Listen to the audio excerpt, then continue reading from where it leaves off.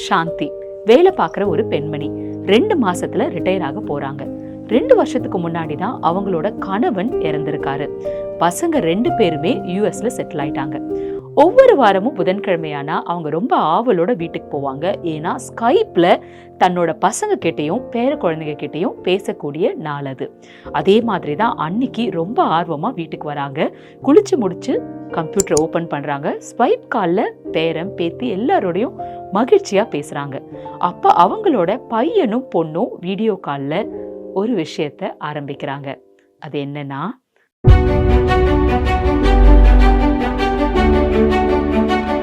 நியூஸ்பிக்ஸ் India channel நேயர்களுக்கு வணக்கம். சிவப்பு கழுத்துடன் ஒரு பச்சை பறவைன்னு அம்பை அவர்கள் எழுதிய சிறுகதை தொகுப்பிலிருந்து ஒரு கதையை தான் இன்னைக்கு நாம பார்க்க போறோம். வில் முறியாத சுயம்பரங்கள், இதுதான் அந்த கதையோட டைட்டில். கதைக்குள்ள போலாமா? அம்மா, உங்களை நினைச்சா எங்களுக்கு ரொம்ப கவலையா இருக்கு. இப்படி தனியா இருந்து கஷ்டப்படுறீங்களே.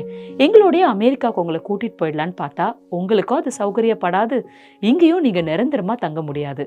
அதனால நாங்க என்ன சொல்றோம்னா, எங்களுக்கு ஒரு ஐடியா வந்திருக்குமா அப்படின்னு சொல்றாங்க. என்ன ஐடியா? அம்மா, நான் சொல்லுவேன், ஆனா நீங்க தப்பா எடுத்துக்க கூடாது. என்ன இவ்வளோ பீடிக்க? சொல்லு, என்ன ஐடியா? அம்மா, அதாவது சுயம்வர்னு ஒரு அமைப்பு இருக்குமா. அந்த அமைப்புல என்னன்னா, வயசானவங்க எல்லாரும் ஒன்னா பலமுறை பார்க்கலாம், பேசலாம், பழகலாம். யாருக்காவது பிடிச்சிருந்ததுன்னா ஒன்னா சேர்ந்து வாழலாமா. இப்போ ஒன்றும் இல்லை, அவங்களோட சொத்துக்கள் அவங்களோட பசங்களுக்கு தான் அப்படின்னு ஒரு ஒப்பந்தத்தை போட்டுடணும். போட்டதுக்கு அப்புறமா அவங்க திருமணம் பண்ணிக்கலாம். இங்க பாருமா, நீ அப்பாவோட காதலையும் இதையும் போட்டு கன்ஃபியூஸ் பண்ணிக்காத. அது வேற இது வேற. இது இந்த லவ் மாதிரிலாம் ஒன்றும் இல்லைம்மா, ஜஸ்ட் ஒரு கம்பேனியன்ஷிப் தான். நீ ஓகேன்னு சொல்லன்னு வச்சுக்கோயேன், நான் உடனே அந்த சுயம்பர அமைப்புக்கு எழுத்துறேம்மா இப்படி பையன் சொல்றான். உடனே பொண்ணு, அம்மா ஐ லவ் யூமா, இதெல்லாம் தப்பா நினைக்கிறதுக்கு ஒண்ணுமே இல்லை, நாங்கெல்லாம் உங்க கூட இருக்கோம், ப்ளீஸ்மா, எங்க யாருக்கும் ஒரு குறுகிய மனப்பான்மையே இல்லை, புரிஞ்சுக்கோமா ப்ளீஸ் அப்படின்னு பொண்ணு கேட்குறான். சாந்திக்கு என்ன சொல்றதுன்னு தெரியல. 2 மாசத்துல நான் ரிட்டையர் ஆக போறேன். இந்த மாதிரி சமயத்துல இதெல்லாம் பேசும்போது சரியா வருமானு எனக்கு தெரியல அப்படின்னு சொல்றாங்க. ஏமா சரியா வராது அப்படின்னு பசங்க விடாம கேக்குறாங்க.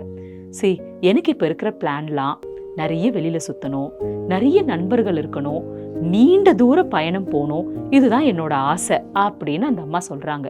உடனே பையன் சொல்றான், எல்லாம் சரிம்மா, ஆனா உனக்குன்னு ஒருத்தர் இருக்கணும்ல அப்படின்னு சொல்றான். உடனே சரிப்பா, இவ்வளோ நண்பர்கள் இருக்காங்க, போறோம் வரோம், அதுல அப்படி கூட அமையலாம் அப்படின்னு அவங்க அம்மா சொல்றாங்க. வாட்? ஐ எம் ஷாக்ட் அப்படின்னு பொண்ணு சொல்றான். ஆமா, ஏன், அந்த நண்பர்கள்ல ஒருத்தர் கூட அமையலாமே, எனக்கு ஒருத்தரை ரொம்ப பிடிச்சிருக்கு, அவரோட பேரு நந்து அப்படின்றாங்க. அவ்வளவுதான், பசங்களோட முகத்துல ஈ ஆடல. என்னமா சொல்ற? ஆமா, உன்னை விட வயசானவனா இல்ல சின்ன பையனா, சொல்லுமா, கிழவனா அப்படின்னு பொண்ணு கேட்குறான்.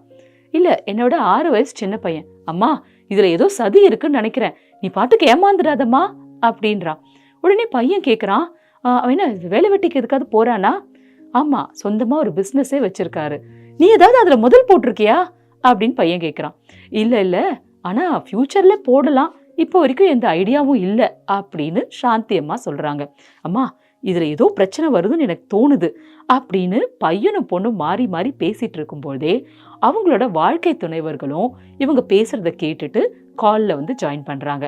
அப்புறமா மருமக சொல்றா, ஆண்டி, நீங்க வேணா எங்க அம்மா அப்பா கிட்ட இதை பத்தி ஒரு அபிப்பிராயம் கேட்டு பாருங்களேன் அப்படின்னு சொல்றா. உடனே சாந்தி சொல்றாங்க, இங்க பாரு அனிதா, உன் அம்மா அப்பாக்கும் எனக்கும் ஒரே வயசுதான், அவங்க கிட்ட நான் எதுக்கு அபிப்பிராயம் கேட்கணும் சொல்லு அப்படின்னும் போது பொண்ணு சொல்றா, அம்மா, நீங்க வேணா என் மாமனார் கிட்ட பேசுங்களேன், அவரோட உங்களுக்கு நல்ல ஃப்ரெண்ட்ஷிப் இருக்குல்ல, இதெல்லாம் இந்த காலத்துல சரியா வருமா, லவ் கிவ்ன்லாம் இந்த வயசுல மாட்டிக்கிட்டா அது பெரிய சிக்கல்மா அப்படின்னு பொண்ணு அட்வைஸ் பண்ண ஆரம்பிக்கிறா. உடனே அம்மா சொல்றாங்க, இதை பத்தியெல்லாம் நான் அப்புறம் பேசுறேன், சுயம்பர்னு ஒரு ஏற்பாட்டு நீங்க பண்ணலாம் அப்படின்னா நானா ஒருத்தரை விரும்பி தேர்ந்தெடுத்தா அதுல என்ன தப்பு அப்படின்னு அம்மா கேட்டுட்டு போனை கட் பண்ணிடுறாங்க. சாந்தி அம்மாவோட கணவர் அருண் கடைசி காலங்கள்ல ரொம்பவுமே நோய்வாய்ப்பட்டு மருத்துவமனையில இருக்காரு. சாகறதுக்கு முன்னாடி அவர் உயில் எழுதுறாரு. வீடு அப்புறம் கையில இருக்கிற பணம் எல்லாமே சாந்திக்கு தான் எழுதுறாரு. தன்கிட்ட இருக்கிற இன்வெஸ்ட்மெண்ட்ஸ் மாத்திரம் தன்னோட பசங்களுக்கு பிரிச்சு கொடுக்கறாரு. இதனால பசங்களுக்கு மன வருத்தம் வருமேன்னு சாந்தி சொல்றாங்க. சாந்தி, உனக்கு அப்புறமா தான் அவங்கெல்லாம், என் காலத்துக்கு அப்புறம் நீ சௌகரியமா இருக்கணும். நான் சம்பாதிச்ச இந்த பணத்தை என்ன செய்யணும் நீ நினைக்கிறியோ அதை செஞ்சு மகிழ்ச்சியான வாழ்க்கை உனக்கு இருக்கணும்னு திட்டவட்டமா சொல்லிடுறாரு. இப்படி ஒரு தூய்மையான, எதிர்பார்ப்பு இல்லாம அழகான அன்பு தான் அருணோட அன்பு. ஆனா அவர் இறந்ததுக்கு அப்புறமா கடந்த 2 வருஷத்துல அவரை நினைக்காத நாளே சாந்தி அம்மாக்கு இருந்ததில்லை. இந்த காலகட்டத்துல தான் ஒரு நாள் தனிமையில அவங்க ரொம்பவே வருத்தத்துல இருக்கும் பொழுது நந்தகோபால் சாந்தி அம்மாவை தேடி வராரு. கீழே செக்யூரிட்டி கிட்ட சாந்தி அம்மாவை பார்க்கலாமான்னு கேட்குறாரு. அவரு ஃபோன்ல நந்தகோபால் அப்படின்னு சொன்னதும் சரி மேலே அனுப்புங்க அப்படின்னு சாந்தி சொல்றாங்க. யாரா இருக்கும் இந்த நந்தகோபால்? ஒருவேளை அருணோட நண்பரா இருக்குமோ? துக்கம் விசாரிக்க வந்திருக்காரா? 2 வருஷம் கழிச்சா? சரி ஓகே வரட்டும் அப்படின்னு வந்தோடனே வாங்க வாங்க எப்படி இருக்கீங்க எல்லாம் கேட்டு டீ குடிக்கிறீங்களான்லாம் கேட்குறாங்க. நந்து சொல்றாரு, சாந்தி என்ன அடையாளம் தெரியல அப்படின்றாரு. இவங்களுக்கு நிஜமாவே அடையாளம் தெரியல. ஒருத்து பார்க்கும்போதுதான் எங்கேயோ பார்த்த மாதிரி இருக்கேன்னு யோசிக்கிறாங்க. கல்லூரி நாட்களை சாந்திய ரொம்ப அதிகமா விரும்பினவர் தான் நந்து. ஆனா இதுல இருந்த சிக்கல் என்னன்னா, சாந்தியை விட 6 வயசு சின்னவர் நந்து. நந்து எவ்வளவு முயற்சி பண்ணியும் சாந்தியோட அப்பாவை கன்வின்ஸ் பண்ண முடியல. சாந்தியே நந்துவோட காதலை சீரியஸா எடுத்துக்கல. தன்னோட காதலை சொல்லும் போது தலையில தட்டிட்டு போய் வேலையை பாரு சின்ன பையா அப்படின்னு சொல்லிட்டு சாந்தி போயிடுறாங்க. நந்து சாந்தியோட அப்பா கிட்ட போய் உருக்கமா தன்னோட காதலை வெளிப்படுத்துறான்.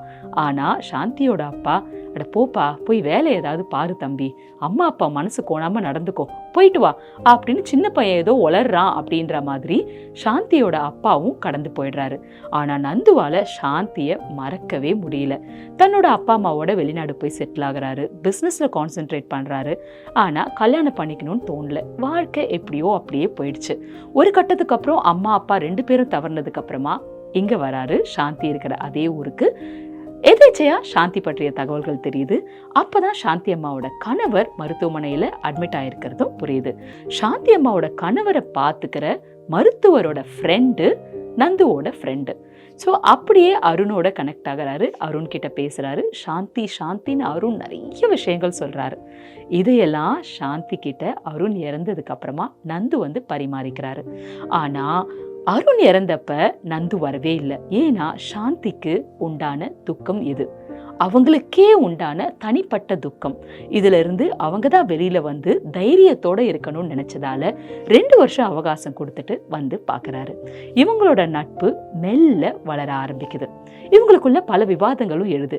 உனக்கு என்னதான் வேணும் அப்படின்னு சாந்தி கேக்குறாங்க. எனக்கு எதுவுமே வேண்டாம், அன்பு, உண்மையான ஒரு அன்பு இதுதான் வேணும் அப்படிங்கிற நிலைப்பாடுல தான் நந்து இருக்கிறாரு. இத்தனை வயசுக்கு அப்புறம் 2 பேருக்குள்ள அப்படி என்ன இருக்க முடியும்? உடல் பசி சாந்திக்கு அறவே இல்லை. அதையெல்லாம் கடந்து வந்துட்டாங்க. அப்படி இருக்கும் பொழுது என்ன வாழ்க்கை, என்ன எதிர்பார்ப்பு அப்படின்னு யோசிக்கும் பொழுது ஒரு தூய்மையான அன்பு. 60 ஆண்டு அனுபவங்கள்ல சாந்திக்குள்ள ஒரு புயல், தென்றல், வலி, வேதனை, இன்பம், மகிழ்ச்சி இப்படி இவ்வளவோ இருந்திருக்கும். இதையெல்லாம் மொத்தமா தாங்கின அந்த சாந்திங்கிற ஒரு உறவு மட்டும் போதும் அப்படின்னு தான் நந்து நினைச்சிருக்கான். 2 பேரோட வாழ்க்கையும் இனிமையா போயிட்டு இருக்கு. நண்பர்களே, இந்த கதையில நம்ம தெரிஞ்சுக்க வேண்டியது என்னன்னாக்கா, அவங்களா ஏற்பாடு பண்ணி ஒரு சுயம்வரம்ன்றத அம்மா கிட்ட சொல்றாங்க. ஆனா அம்மாவா விருப்பப்பட்டு ஒரு வாழ்க்கைன்னு சொல்லும்போது அவங்க பின்னுக்கு போறாங்க. இதை பத்தி நீங்க என்ன நினைக்கிறீங்க? சாந்தி எடுத்த இந்த முடிவு சரியா? உங்களோட கருத்துக்களை நீங்க கமெண்ட் பாக்ஸ்ல பதிவிடுங்க. நன்றி, வணக்கம்.